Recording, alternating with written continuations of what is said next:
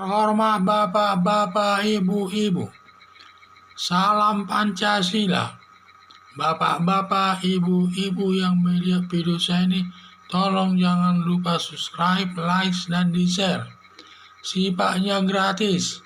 Pada hari Minggu tanggal 15 Agustus 2021 ini, saya akan mengomentari Puan Maharani terlibat korupsi bersama Juliari Batubara atas dana bansos.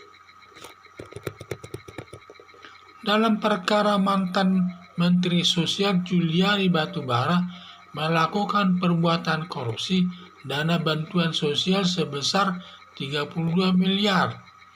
Dalam pemeriksaan perkara Juliari Batubara di pengadilan, di mana Juliari Batubara menyatakan bahwa Puan Maharani tersangkut perbuatan korupsi ikut menerima atas dana bansos tersebut.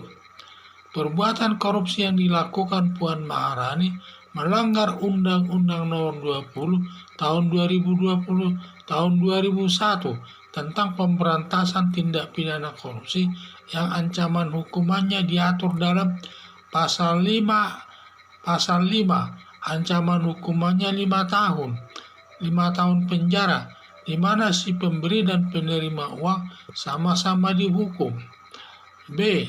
Pasal 11 ancaman hukumannya 5 tahun dan hanya yang dihukum hanya Puan Maharani yang jadi tersangka. C.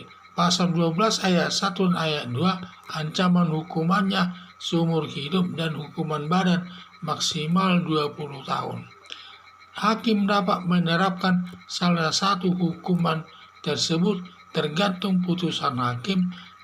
Masalah berat ringannya hukuman tersebut dijatuhkan kepada seseorang.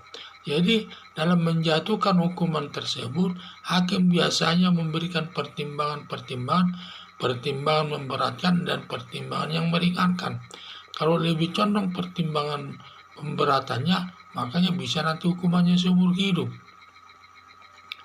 Tetapi kalau condong pertimbangannya itu meringankan, bisa jatuh 20 tahun dan seterusnya.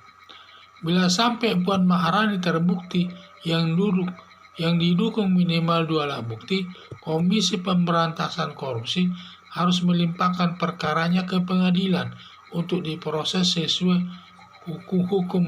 hukum yang berlaku, sehingga nanti hakim menjatuhkan hukumannya sesuai dengan perbuatannya.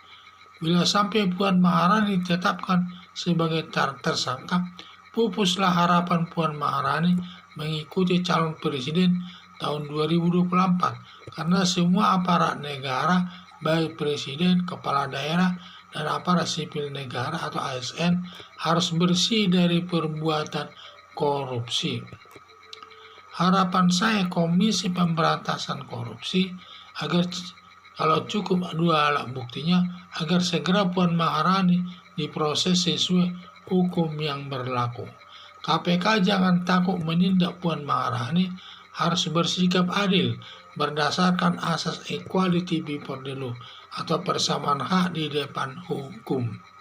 Jadi yang sampaikan ini adalah di mana Puan Maharani ini dalam perkara Juliari Batubara, mantan Menteri Sosial, melakukan perbuatan korupsi sebesar 32 miliar.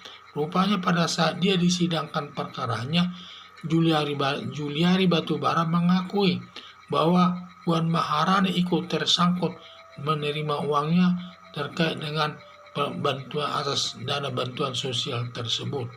Makanya Puan Maharani harus diproses oleh Komisi Pemberantasan Korupsi sesuai hukum yang berlaku, yaitu perbuatannya telah melanggar Undang-Undang Nomor 20 Tahun 2021 tentang pemberantasan tindak pidana korupsi yang ancaman hukumannya diatur dalam pasal 5, yaitu ancamannya hukumannya selama 5 tahun, di mana si pemberi dan penerima uang dihukum, sama-sama dihukum. Sedangkan pasal 11 ancaman hukumannya 5 tahun, di mana hanya si tersangka yang dihukum di sini. Dan juga dan juga melanggar pasal 12 ayat 1 dan ayat 2, di mana ancaman hukumannya hukuman seumur hidup dan hukuman badan maksimal 20 tahun. 20 tahun. Dan juga salah satu KPK supaya segera meneruskan perkaranya ke pengadilan kalau memang didukung minimal 2 alat bukti, agar hakim nanti dapat segera menjatuhkan hukuman tersebut kepada Puan Maharani tersebut. Dan juga hakim nanti bisa menjatuhkan salah satu ancaman hukuman pidana tersebut kepada tersangka. Kalau tergantung nanti alasan pemberatnya dan meringankannya. Kalau alasan pemberatnya itu lebih kuat, maka ancamannya nanti bisa diterapkan hukuman seumur hidup. Tetapi kalau perbuatannya lebih condong pertimbangan hakim meringankan, dapat dikenakan 20 tahun atau lebih rendah lagi. Itulah saya lihat. Jadi harapan saya, kalau cukup 2 alat buktinya Puan Maharani ini, agar KPK segera mengusutnya. Dan juga KPK jangan sampai takut mengusut daripada Puan Maharani, walaupun dia ketua DPRD, dan harus bersifat adil, berlandaskan asas equality before the law, persamaan hak di depan hukum. Sekian dan terima kasih.